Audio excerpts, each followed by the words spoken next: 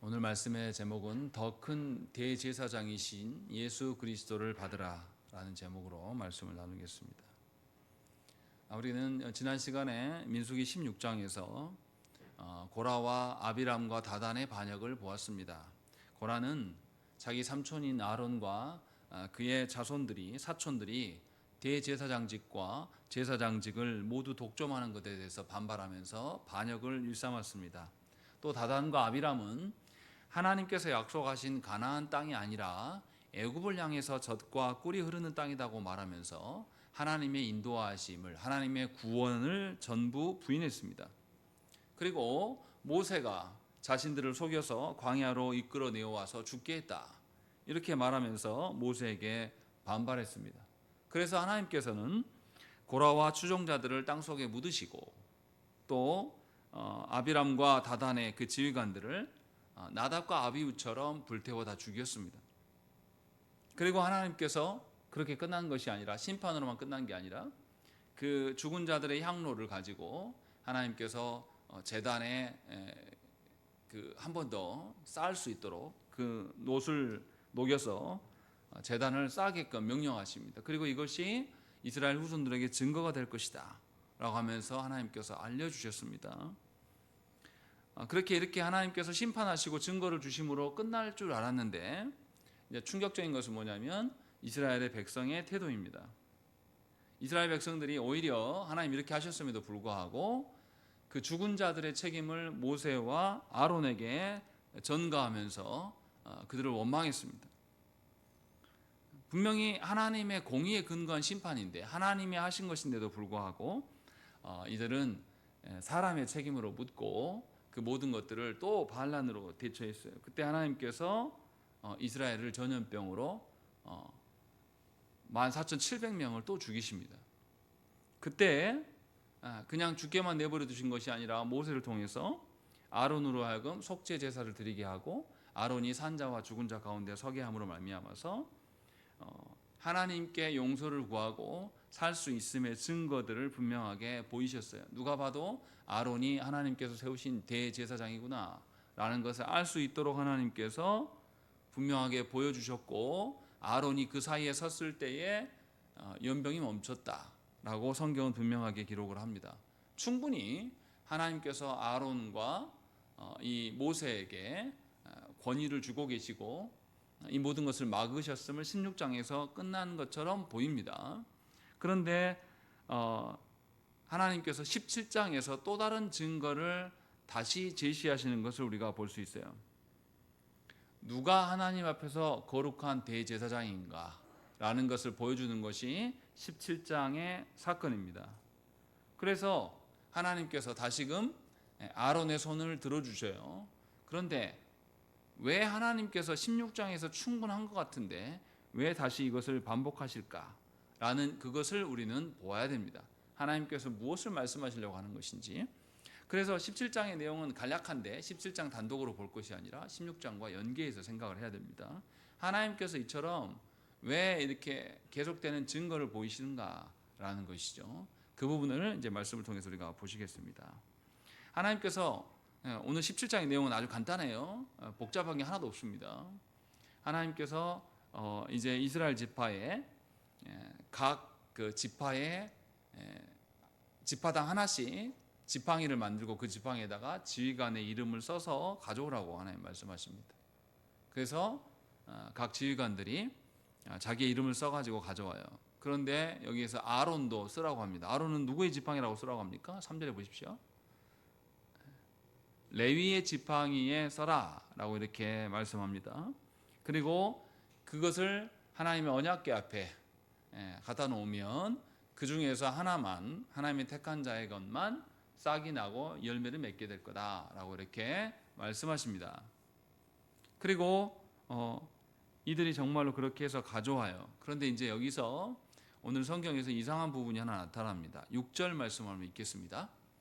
6절 말씀 시작.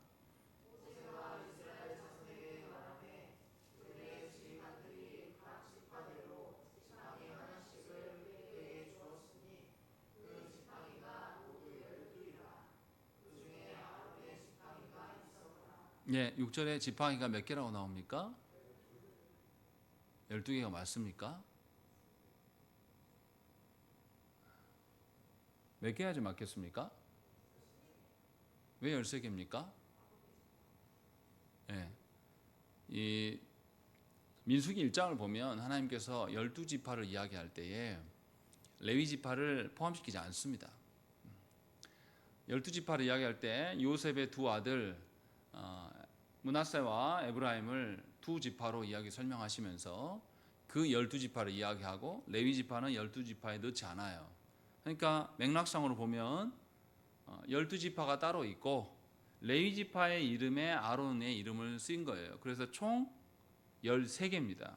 그런데 우리 번역본을 보면, 우리 한글 성경에 보면 6절에 보시면 그 지팡이가 모두 12이라 그 중에 아론의 지팡이가 있었더라 라고 이렇게 보면 12개처럼 읽혀집니다. 그런데 이건 번역이 잘못된 거예요. 12개의 지팡이를 그에게 주었다. 아론의 지팡이도 그 지팡이들 가운데 있었다. 이게 원문의 해석입니다. 그러니까 13개인 겁니다. 이렇게 지금 기록을 하고 있어요. 이건 뭐 맥락상 별로 중요하진 않지만 번역이 이상한 부분이 있어서 말씀을 드리는 거예요. 아무튼 정리하면 12개 지파 각각씩 이렇게 다 기록하고 난 다음에 레위 지파에 아론의 이름을 쓴 지팡이 13개를 놓고 있습니다. 뭔가 다르게 지금 설명하고 있는 것이죠. 그리고 그 다음 날 8절 보십시오. 이튿날 모세가 증거의 장막에 들어가 본즉 레위 집을 위하여 낸 아론의 지팡이에 움이 돋고 순이 나고 꽃이 피어서, 여기 살구 열매라고 되어 있는데요. 이것도 살구 열매가 아닙니다. 아몬드 열매입니다. 네. 근데 번역할 때 당시에 아몬드라는 것을 조선인이 몰라요. 뭔지 무슨 열매인지 몰라서 번역가들이 이렇게 바꿔놓은 겁니다. 왜냐하면 살구 씨앗이 아몬드랑 비슷하게 생겨서 그냥 그렇게 번역을 해놓은 거예요. 아무튼 아몬드 열매가 열렸다라고 성경은 기록합니다. 그렇게 해서 누가 봐도 아론의 지팡이가 선택된 것을 우리가 알 수 있어요. 그럼 이게 지금 무슨 말이냐 이 말이죠. 이 간단한 내용이 지금 뭘 말하고 있는가라는 것을 우리는 생각을 해봐야 됩니다. 여기에서 이제 지팡이라고 하는 히브리어 맞대는 지팡이라는 뜻만 있는 게 아니라 지파라는 뜻도 있습니다. 그래서 어떤 지팡이가 선택되었다라는 것은 어떤 지파가 선택되었다라는 뜻이에요. 또 지팡이에 핀 꽃이 히브리어로 찌쯔인데, 이 찌쯔는 대제사장의 머리에 쓰는 여호와께 성결이라고 써있는 금판, 그 패를 가리킬 때 똑같은 단어를 사용합니다. 그러면 정리하면 뭡니까? 맞대와 찌쯔를 사용하면 하나님께서 레위 지파를 선택하셨고 그 중에 아론의 지팡이를 선택하셔서 아론을 대제사장으로 삼아주고 계신다. 이것을 지금 설명하고 있는 겁니다.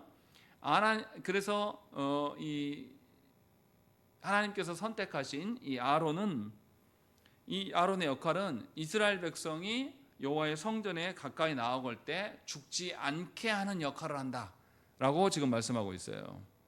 그래서 10절의 말씀 보십시오. 10절에도 보면 끝부분에 보십시오. 그들로 내게 대한 원망을 그치고 어떻게 한다고요? 죽지 않게 할지니라 라고 말씀하면서 아론으로 말미암아서 너희가 나에게 죽지 않게 될 거다라는 것을 하나님께서 말씀하고 있는 것이죠. 다시 말하면 대제사장과 제사장들을 통하여서 원래는 하나님의 공의에 근거하면 이들은 다 죽어야 될 자들인데 대제사장과 제사장이 하나님께 제물을 드리는 역할, 사죄의 어떠한 일들을 담당함으로 말미암아서 하나님께 죽지 않게 됨을 설명하고 있어요. 그래서 그 역할을 내가 아론에게 주고 있다라는 것을 알려주는 것을 오늘 본문에서 이야기를 하고 있는 겁니다. 그러면 아론을 존중하면 되는 것이죠. 그런데 하나님께서 이렇게 명령으로 끝나지 않아요. 아몬드 열매가 맺혔다라고 했는데 10절의 말씀 보십시오. 10절 말씀을 읽겠습니다. 시작.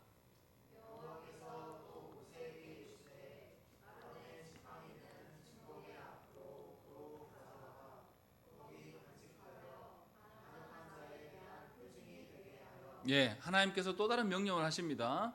아론의 그 순이 나고 우미 돋고 순이 나고 꽃이 피어서 아몬드가 맺힌 그 지팡이를 다시 하나님의 성소로 가져오라고 말합니다. 언약궤에 갖다 놓으라고 할게요. 왜 그렇게 하십니까? 반역자들에게 증거가 되게 하기 위함이다. 그래서 반역자들이 이제는 더 이상 원망을 못하게, 그리고 그들을 죽지 않게 하기 위하여서 하나님께서 가져다 놓으라라고 말씀하고 있는 것이에요.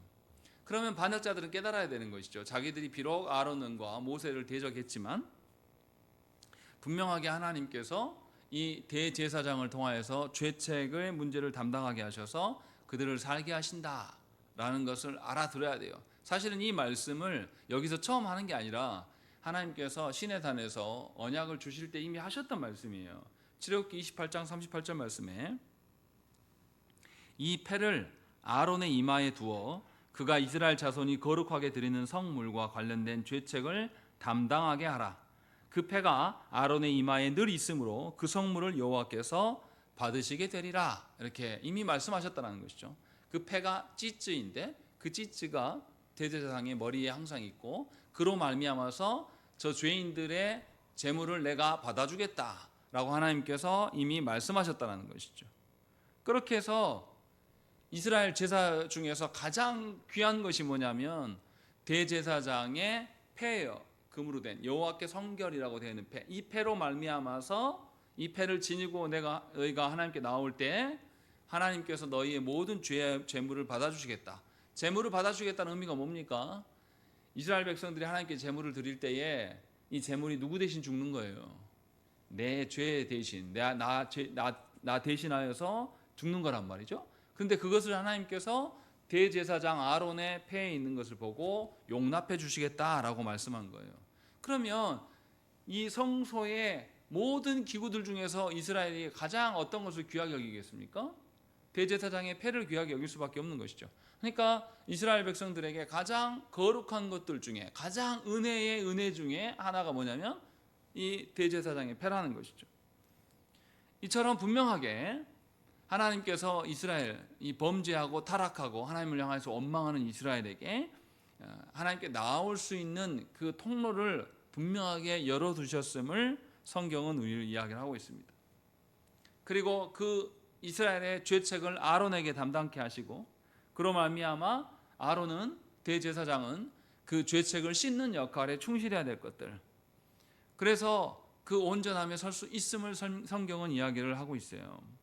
그런데 이제 문제는 뭐냐면 그러면 제사장이 온전했는가라는 것이죠. 구약 성경에서 제사장이 온전했습니까? 엘리 제사장만 봐도 어떻습니까? 합당하지 못해요. 기도하는 것인지 술 취한 건지도 잘 구분하지 못하는 사람. 또 그리고 엘리의 두 아들은 어떻습니까? 두 아들은 하나님께 재물을 들고 오는 그 재물들을 어떻게 해요? 자기가 훔쳐요. 그것만 그렇습니까? 이 처녀들이 오면 어떻게 해요? 자기들이 데려가서 몹쓸질을 한단 말이죠. 그것도 부족해서 전쟁에 나갈 때 어떻게 합니까? 마음대로 다 악용한단 말이죠. 이런 자들이에요. 그래서 하나님께서 이들을 다 죽이십니다. 이런 걸 보면 아론을 포함한 인간 대제사장과 제사장들은 완전하지 않고 연약함 가운데 쌓여 있는 자입니다. 그래서 그랬을까요? 이유는 알 수 없어요. 그런데 오늘 본문에 보면 분명히 하나님께서는 아론이 하나님께서 세우신 죄책의 문제를 해결하는 자로 세우신 자다라고 분명히 확실하게 설명을 해줬습니다. 그리고 11절에 모세가 곧 그같이 하되 여호와께서 자기에게 명령하신 대로 했다. 이렇게 다 했습니다. 했는데도 불구하고 이스라엘의 태도는 어떻습니까? 12절 13절 말씀을 읽겠습니다. 시작.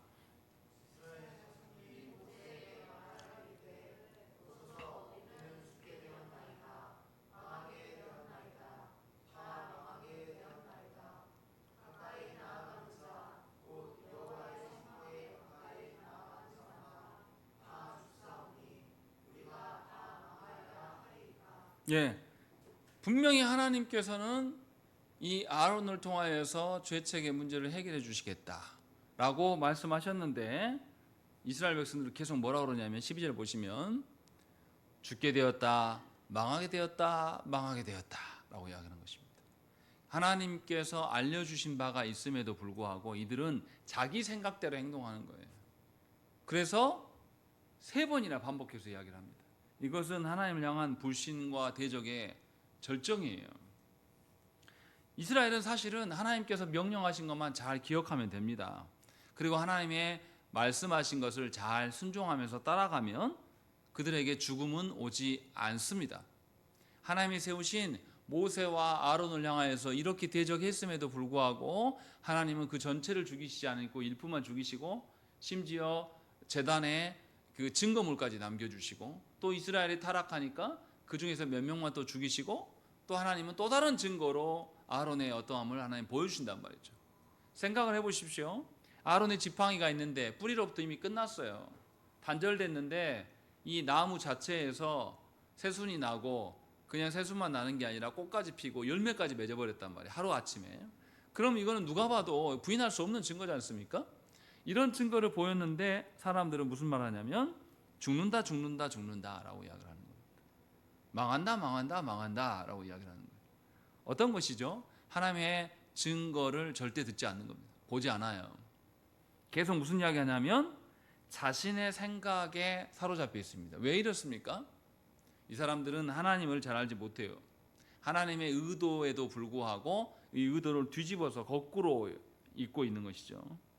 분명히 하나님께서 아론을 들어서 하나님께서 대제사장 되심을 다시금 확증해 주시는 이유는 그들을 죽지 않게 하시기 위한 방편임을 알려주려고 하신 것이죠.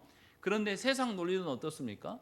세상 논리는 이스라엘 백성들이 아론을 향하여서 대적했어요. 네가 우리 대표자 맞아? 하면서 이렇게 거부했단 말이죠. 그리고 자기 하나님의 심판으로 죽게 된 자들 앞에서도 너 때문이야 라고 이렇게 했단 말이죠. 그럼 세상 사람들 중에서 이제 이렇게 정도 됐는데 이들이 다 원망했는데 이 사람이 다시 대표가 돼버려요. 하나님 인정한 대표가 돼요. 그럼 세상 논리는 어떻습니까? 이제 뭐 해야 됩니까? 아니 이재명 씨가 대통령이 됐는데 이재명 대통령 되기 전에 얼마나 사람들이 막 비난하고 코너로 몰았습니까? 그럼 세상 논리는 이제 어떻게 해요? 대통령 되면 이제 뭐부터 없애면 됩니까? 누구부터 숙청하면 돼요? 내 반대파들 니네 한번 죽어봐. 니네도 수사 받아. 그래가지고 이렇게 하는 게 세상 논리란 말이죠. 이렇게 하는 게 방식이에요. 근데 지금 이스라엘 백성들이 그렇게 처하고 있는 거예요. 하나님은 살게 하시려고 대제사장 아론을 확증해 보여주셨는데 그리고 아론도 자기의 감정대로 행하지 못하도록 하나님께서 공개적으로 그에게 보여주셨는데 이 사람들은 이스라엘 백성들은 거꾸로 생각하는 거예요. 다시 말하면 하나님의 경고하심에 대해서 이들은 부정적으로만 생각을 하는 것입니다. 분명히 하나님은 경고하실 때 죽지 않게 하시기 위해서 지키시려고 경고하시는데 그 경고하시는 하나님을 향하여서 우리가 죽게 되었다라고 말한단 말이죠.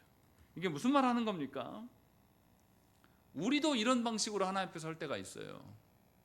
하나님께서 우리를 이끄시는 목적은 어디에 있겠습니까? 이 땅에서 사람들 앞에서 아무런 문제 없이 내가 주인인 것처럼 살아가게 하시기 위하여서 하나님께서 우리를 세상 속에서 건지고 부르셨을까요? 그렇지 않습니다. 매번 말씀드리지만 하나님의 관심과 목적은 여러분들이 이 땅에서 하나님 상관없이 무탈하고 잘 먹고 잘 사는데 하나님의 관심이 없어요. 예수님 뭐라고 말씀하십니까? 네 눈이 범죄하면 어떻게 하라고요? 뽑아버려라. 네 팔이 범죄하면 어떻게 하라고요? 잘라내라고 이야기합니다. 없이 천국 가도 된다. 그 없어가지고 좀 불편해도 아무 상관없다. 하나님 목적은 어디냐면 우리가 하나님 나라 백성으로 살아가는 겁니다. 하나님 나라의 질서대로 살아가는 거예요. 하나님의 은혜 아니면 우리가 살 수 없는 것임을 인정하고 그 하나님 예수 그리스도를 따라가게 하기 위해서 하나님께서 우리를 부르신 것이죠. 그런데 그 하나님의 의중을 절대 입지 않는 사람들이 있어요. 교회 안에 그런 사람들이 있어요. 이런 사람들은 하나님의 경고와 징계가 있으면 그것을 약으로 받아들이는 게 아니라 그냥 두려워하고 무서워합니다. 걱정하고 염려하는 것으로만 끝내요. 하나님의 심판으로 보지 않는단 말이에요. 이스라엘 백성도 어땠습니까? 하나님께서 선지자를 통하여서 말씀하셨어요. 돌아와라. 지금이라도 하나님께 돌아와서 참된 예배를 드리고 하나님을 경외하고 사랑하는 자는 내가 살리겠다라고 말씀하셔요. 그런데 돌아오지 않습니다. 그래서 하나님 뭐라고 말씀하십니까? 너희가 언약에 불순종하니까 너희를 이방 땅으로 보내겠다. 그리고 거기에서 짓밟히면서 나라가 없어진 상태에 되었을 때 너희가 회개하게 될 것이고 일정 기간이 되면 다시 돌아오게 할 거야 라고 이야기해요. 그런데 이스라엘 백성 어떻게 합니까? 포로지에 가서 회개하지 않아요. 그리고 포로지에서 그 땅에서 번성한단 말이죠. 에스더 같은 사람이 그런 사람이에요. 에스더가 선한 인물이 아닙니다. 에스더 왜 왕비가 됩니까? 잘 먹고 잘 살라고 왕비 된 거예요. 동족 이스라엘이 위험에 처졌을 때 그 삼촌이 왕한테 나가라 이야기하니까 에스더가 어떻게 합니까? 못 나가요. 왕이 안 부를 때 나가면 어떻게 된다고요? 나 죽는단 말이에요. 그때 삼촌이 뭐라고 합니까? 이때를 위함인 거 아니냐? 네 왕비 된 거 하나님의 백성들을 살리려고 하는 것이 아니냐? 그러니까 그때서 돌이켜서 나가요. 이 에스더 일가족들은 나중에 포로지에서 돌아올까요? 안 돌아올까요? 안 돌아옵니다. 에스더서는 무슨 이야기를 하고 있는 거냐면 그 땅에서 적응하고 산 사람들 이야기를 하고 있는 거예요. 믿음이 하나도 없는 사람, 하나님의 약속 따위는 별로 존중하지 않는 사람, 그 사람들의 전형을 보여주고 있는 거예요. 그런데 우리는 에스더라는 이름을 듣고 아이고 크게 돼가지고 이스라엘 백성들 구했네 하면서 너나 나나 내 새끼들 이름을 에스더로 막 짓는단 말이죠. 헛소리예요. 왜 이렇게 생각합니까? 하나님의 경고와 하나님의 징계에 대해서 우리는 약으로 여기지 않아요.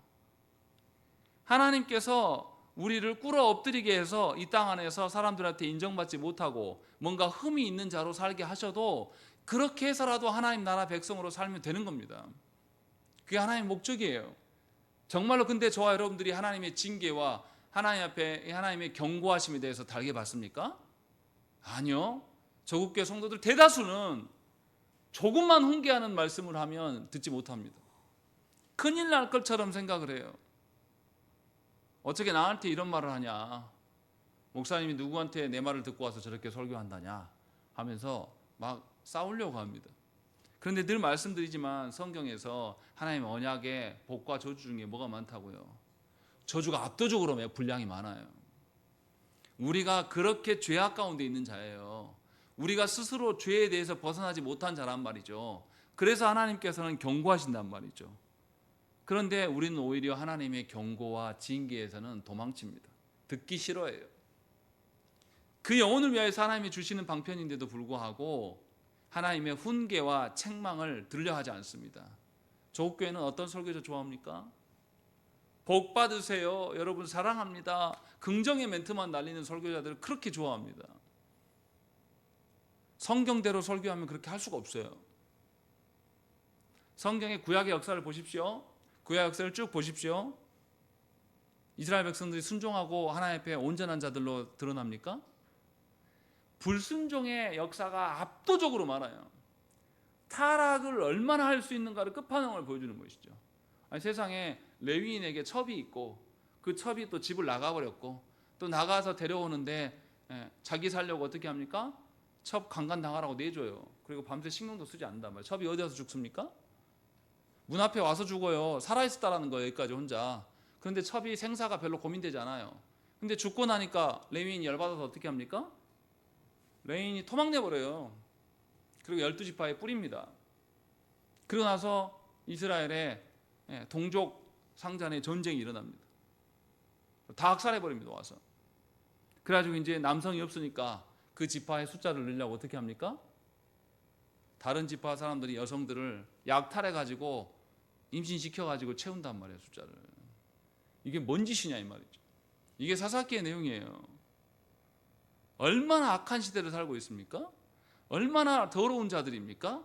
하나님은 이러한 우리의 죄값을 너무나 잘 아시기 때문에 아론을 통하여서 이 대제사장을 통하여서 하나님의 구원이 어떤 방편으로 이루어지는가라는 것을 우리에게 알려주고 있어요. 그러니까 참으로 하나님의 인도하심을 따르는 사람, 참된 경건을 추구하는 사람들이라면 하나님의 경고 앞에서 도망하지 않습니다. 하나님 앞에 하나님이 징계하셔도 나를 죽이지 않으실 것이라는 믿음이 있기 때문에 하나님의 징계 앞에 꿇어 엎드려요. 오히려 하나님의 자비를 구하는 태도를 갖출 수밖에 없는 것입니다. 이것이 하나님의 방편을 제시하는 것에 대한 합당한 성도의 태도야 한다는 것이죠. 생각을 해보세요. 아론의 지팡이는 죽은 나무입니다. 죽은 나무에서 그냥 싹이 돋는 것만 아니라 꽃이 피어서 열매까지 맺어버렸어요. 이게 말이 되냐 이 말이죠. 여기서 하고 싶은 이야기는 뭡니까?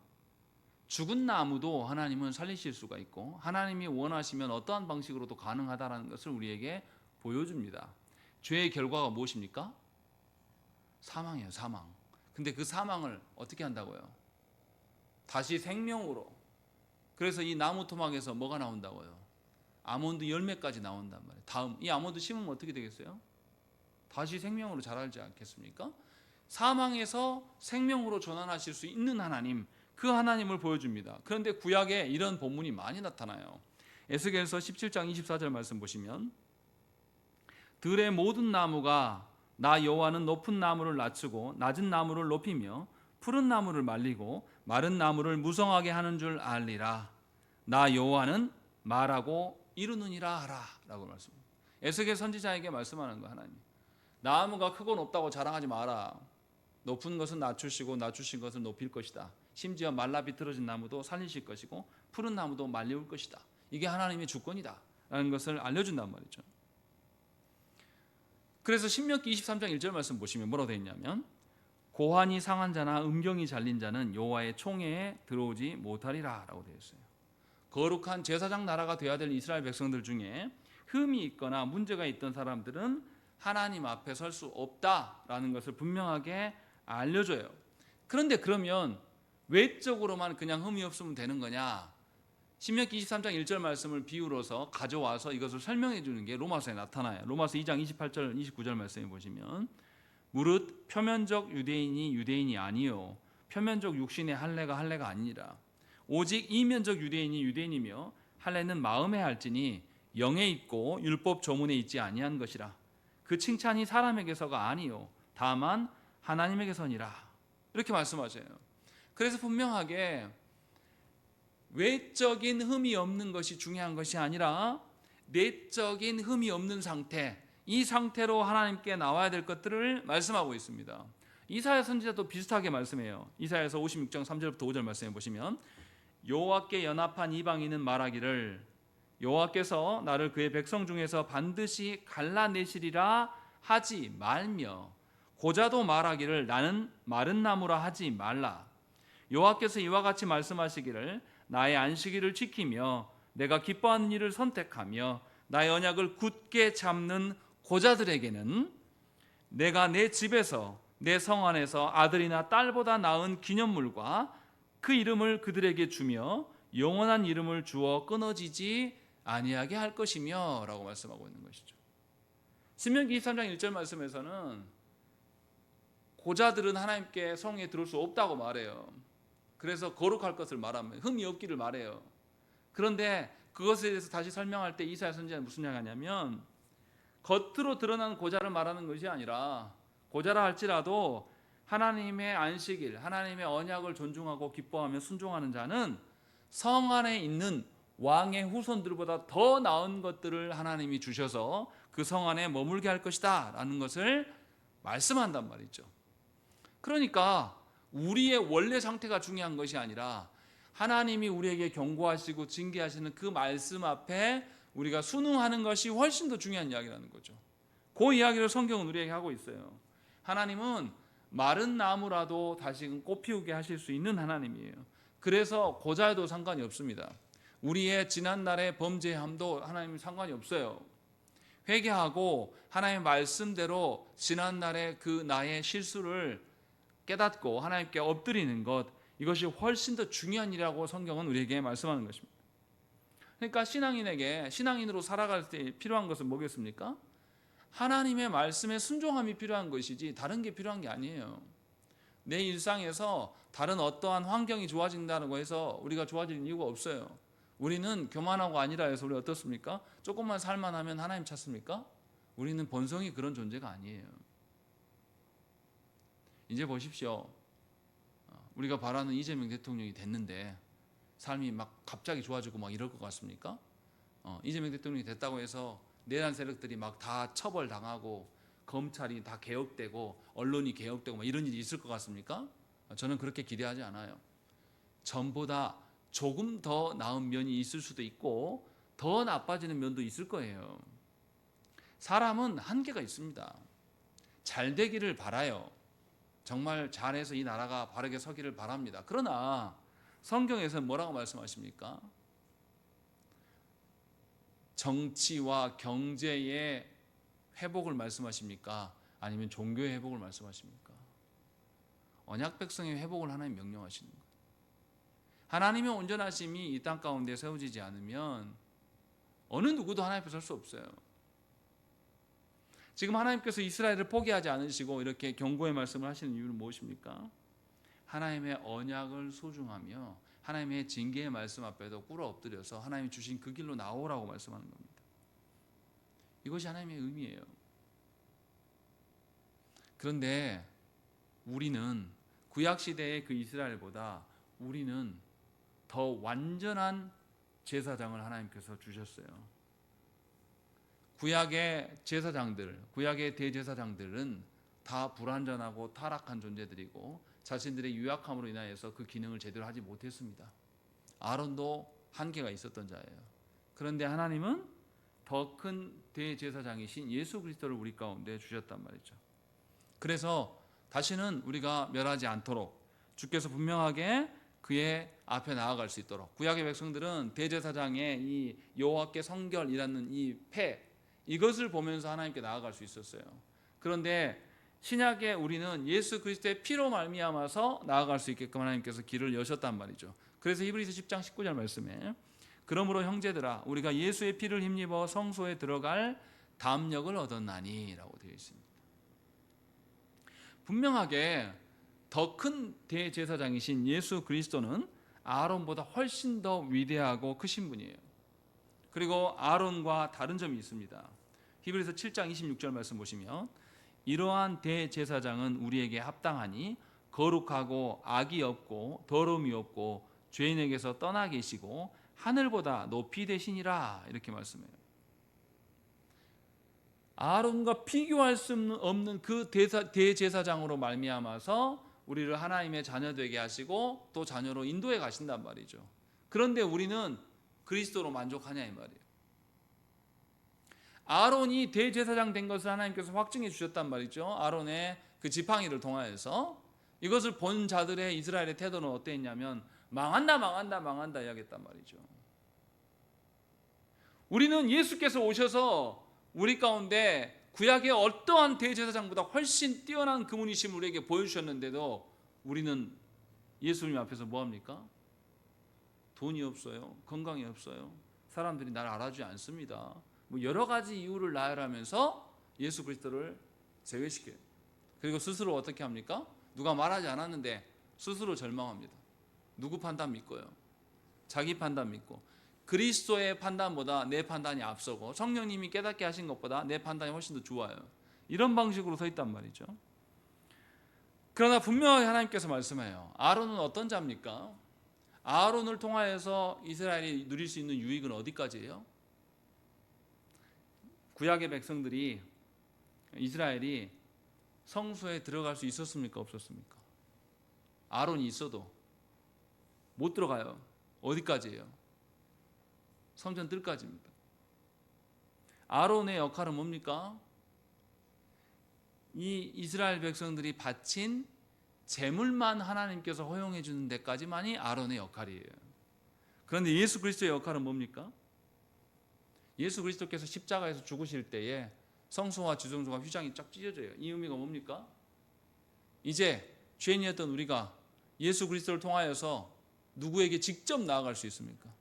하나님께 우리가 직접 나가게 하셨단 말이죠. 그러니까 우리는 예배당에 오지 않아도 됩니다. 아무 곳에서나 우리는 예수 그리스도의 이름을 부르면서 기도하고 하나님께 간구하면 그것이 누구에게 나아가는 거예요.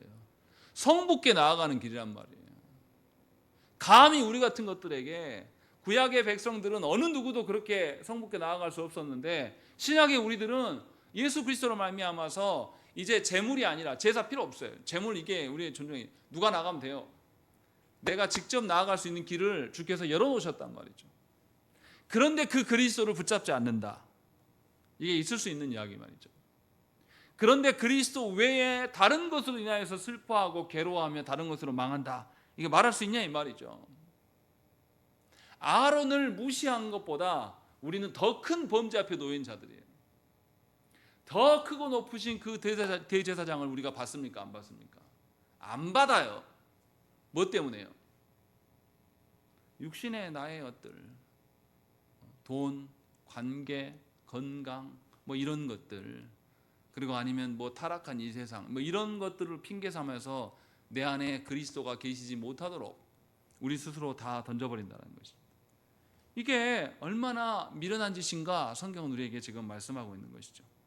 우리가 하나 더 기억해야 됩니다. 그러면 우리가 그냥 예수께서 다 하셨으니까 우리 마음대로 그냥 예수님 하셨으니까 우리는 그냥 프리패스로 그냥 통과되는 자들입니까? 그렇지 않아요. 분명히 제가 앞에서 밝혔잖아요. 고자라도 어떠할 때에 하나님의 성의의 사람이 될 수 있다. 하나님의 언약을 존중하고 마음으로 그 언약을 믿고 순종한 사람, 그 사람에게 하나님께서 길을 열어주신다고 했어요. 무슨 말이냐면 예수 그리스도께서 계신다고 하면 우리가 그 예수 그리스도께서 우리를 깨끗게 하심, 그래서 우리의 그 악한 양심이 예수 그리스도로 말미암아 선한 양심으로 바뀌어서 하나님의 사랑하심의 근거로 말미암아 이 세상의 이웃들에게 하나님의 어떠하심을 증거하고 살아갈 때 온전한 마음과 온전한 믿음으로 우리가 존재할 때에 예수 그리스도께서 이끄신 삶을 살아갈 수가 있다고 성경은 말씀합니다. 예수 그리스도께서 계심에도 불구하고 예수 그리스도의 말씀과 무관하게 상관없이 그냥 주님이 다 하실 거니까 나는 내 멋대로 살아야지 하면서 쭉 살아가는 사람들이 예수 그리스도와 무슨 상관이 있냐 이 말이죠. 구원은 자동으로 되는 게 아니에요. 구원은 한번 과거에 내가 한번 세례받고 끝난 게 아니란 말이죠. 예수 그리스도 안에 머물 때에 예수 그리스도의 말씀이 나의 생명이고 나의 인생의 목적이고, 그래서 예수 그리스도께서 우리에게 주시는 신적 성품을 우리가 품고 그것에 근거하여 살아갈 때에 우리는 하나님의 심판을 면할 수가 있고 살 길을 찾아가는 것이에요. 예수 그리스도를 말미암아서. 이러한 은혜가 우리에게 주어져 있는데도 우리는 그 일을 하려고 하지 않는 것이죠. 우리는 교만하여서 예수 그리스도를 말미암아 특권은 얻기를 원해요. 근데 뭐는 안 합니까? 예수 그리스도의 제자로서 의무는 실행하지 않으려고 하는 것입니다. 특권과 의무는 따로 놓을 수 없어요. 같이 있어야 됩니다. 분명히 하나님께서는 우리에게 더 큰 책임을 부여하셔요. 아론에게 불순종했던 자들에게 아론에게 증거로 삼아주신 것처럼, 그리고 그 후손들도 알게 하기 위해서 언약궤에 아론의 그 쌍난 지팡이를 넣고 보게 하셨던 것처럼 예수 그리스도로 말미암아 우리에게 살 길을 열어주시고 그 예수 그리스도의 증인된 자가 누굽니까? 예수의 영 성령님을 우리 모든 사람들의 심령 가운데 내주하게 하셔서 예수 그리스도를 따라가게끔 하나님이 하신단 말이죠. 이렇게 하나님이 길을 열어놓으셨어요. 그런데 우리는 그 그리스도를 중심으로 살지 않습니다. 그래서 한국에서는 교회에 대한 희망을 걸지 않아요. 기가 막힌 현실 아닙니까? 국민들에게 총뿌리를 겨눈 그런 지도자를 지금도 지지하는 것이 교회입니다. 예수 그리스도의 하나님의 공의까지 말하기도 전에요. 이 땅의 정의조차도 뭔지 모르는 작자들이 교회예요. 그리고 이번 선거에서도 교회가 일어나서 난리를 쳐가지고 이재명이가 당선되면 공산화 된다, 중국 공산당 된다 하면서 그 말했던 사람들이 누구냐면 교회예요. 교회. 이런 자들이 그리스도와 상관이 있냐 이 말이죠. 그럼 우리는 다릅니까? 우리는 이재명 찍었으니까 괜찮은 겁니까? 아무런 상관없어요. 예수 그리스도로 말미암아서 그 하나님께서 더 큰 대제사장을 우리에게 주셨으면 우리는 더 큰 책임을 갖고 살아가야 될 자들이에요. 예수 그리스도의 어떠하심으로 내가 바뀌어야 됩니다. 예수 그리스도로 말미암아 신적 성품을 읽는다는 게 뭡니까? 원래 내가 갖고 있는 내 감정과 내 의지대로 산다는 뜻이 아니에요. 주께서 언약 앞에 신실하셨던 것처럼 그 신실하심으로 내가 살아가는 겁니다. 그것이 내가 예수 그리스도를 존중하는 거예요. 그러니까 원래 내 성격대로 사는 게 아니에요. 원래 내 의지대로 사는 것이 아닙니다. 예수 그리스도의 어떠함으로 살아가서 나를 통하여서 이 땅에 있는 모든 믿지 않는 자들이 누구를 보게끔 예수 그리스도를 보게 하라고 하나님께서 말씀하시는 것이죠. 이것이 우리에게 주어진 사명입니다. 그래서 아론보다 더 크고 높으신, 아론과 비교할 수 없는 그 큰 예수 그리스도를 성부께서 우리에게 내어주셨고, 그 성부께서 또한 성령님 우리께 내주하게 하셔서 그 하나님 백성들의 은혜와 특권이 또 그 큰 의무가 무엇인지를 하나님께서 우리에게 알게 하신다는 것입니다. 여러분들은 무엇을 붙들고 살아갑니까? 하나님께서 이렇게 우리에게 경고하시면서 징계하시면서 우리를 부르신단 말이죠. 하나님 공의 하나님이니까 그 하나님이 우리를 그렇게 찾고 부르시는 거예요. 거기 앞에서 우리가 어떤 반응합니까? 도망칩니까? 아니면 징계 앞에서 엎드립니까? 분명하게 우리 자신을 돌아봐야 돼요. 이스라엘 백성들은 엎드리고 하나님께 회개하지 않았어요. 그냥 마지막에 뭐라고 말합니까? 13절에 우리가 다 망하여야 하리까? 라고 하나님께 오히려 질문해요. 지금 하나님 몇 번 기회를 주셨습니까? 고라가 죽는 거 봤어요? 다단과 아비람의 무리들도 다 불태워 죽는 거 봤잖아요. 그것도 부족해서 하나님 어떻게 하십니까? 향로를 녹여가지고 제단에 증거물까지 줬어요. 그런데 또 백성들이 또 반역합니다. 그러니까 하나님 또 어떻게 하십니까? 연병으로 또 죽이시고 아론이 그 가운데 서가지고 누가 하나님의 대제사장인가를 보여주셨어요. 근데 그것도 부족해서 하나님 또 뭐합니까? 아론의 지팡이를 통해서 또 확 죽이셔요. 지금 몇 번인지 모르겠어요. 그런데 이 과정 중에서 잘 보세요. 하나님이 긍정의 일들만 하십니까? 하나님께 반역했던 자들 어떻게 해요? 반드시 죽이시고 징계하십니다. 그리고 증거물도 주셔요. 착각하지 마세요. 우리가 하나님 앞에 순종하지 않는 부분이 있으면 빨리 순종하시는 게 좋아요.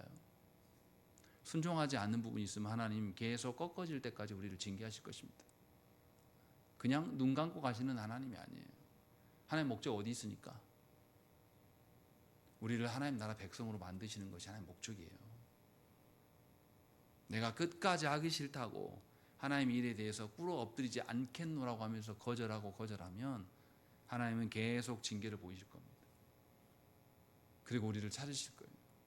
하나님이 택한 백성들 하나님 놓으실 것 같습니까? 하나님 포기하십니까? 그런 경우는 없어요. 분명하게 하나님이 징계하시면서 우리를 부르십니다. 하나님이 경고의 말씀을 주시면서 우리를 부르셔요.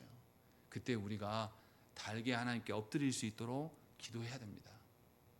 하나님이 명하신 대로 내 안에 그리스도의 어떠함이 드러나도록 하나님께 기도해야 돼요. 원래 내 안에 있었던 내 바탕, 원래 내가 살아왔던 그 방식을 존중하는 것이 아니라 내가 하고 싶은 말이 있어도 하나님의 말씀이 있다면 꾹 참고 내 입을 닫을 줄 알아야 돼요. 내 분노가 끓어오를 때도 하나님의 어떠하심이 있으면 내 감정을 누그러뜨리고 엎드릴 수 있는 그런 자가 최소한 돼야 돼요. 그래서 내 안에 그리스도의 어떠함이 드러날 수 있기를 소망하셔야 됩니다. 하나님께서 얼마나 이 나라를 불쌍히 여기십니까? 얼마나 이 나라가 타락해 있고 교회가 제 기능을 못하고 있는데도 하나님께서 아직도 기회를 주시면서 생각을 해보세요. 세계 다른 나라들이 놀래요. 우리나라 보면서. 계엄을 일으켰는데 국민들이 나서서 막는 나라는 없어요. 우리나라가 유일합니다.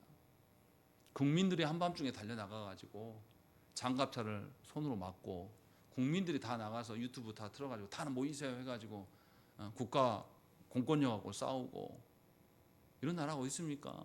그리고 나서도 국민들이 폭력 사태를 벌인 게 아니라 모여서 시위는 해도 모여서 어떻게 합니까? 질서 정연하게 하는 나라가 어디 있어요? 세계가 놀래요. 신문 보니까 미국 언론에서 그렇게 말해요. 대한민국의 역사 중에서 가장 강력한 대통령이 될 것이다. 미국도 긴장해야 된다. 뭐 이런 기사들이 나와요. 이게 얼마나 하나님의 은혜입니까?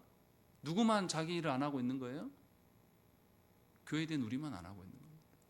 하나님께서는 이 나라를 불쌍히 여기셔서 아직도 기회를 주시는데 우리만 하나님의 성도로서 그리스도의 어떠함으로 서지 않고 있다는 것이죠. 이게 비극 아니고 무엇이겠습니까? 분명하게 우리의 더 큰 대제사장이신 예수 그리스도를 받으시기 바랍니다. 그래서 예수 그리스도가 여러분들의 삶 속에서 드러나기를 소망하고 갈망하십시오. 하나님께서 우리를 부르신 목적대로 우리가 1초라도 단 몇 분이라도 살다가 주 앞에 서야 되지 않겠습니까? 하나님의 온전하심에 설 수 있도록 하나님의 징계와 하나님의 부르심 앞에 우리가 순종할 수 있는 자가 될 수 있도록 이 시간 우리가 함께 기도하면 좋겠습니다. 함께 기도하시겠습니다.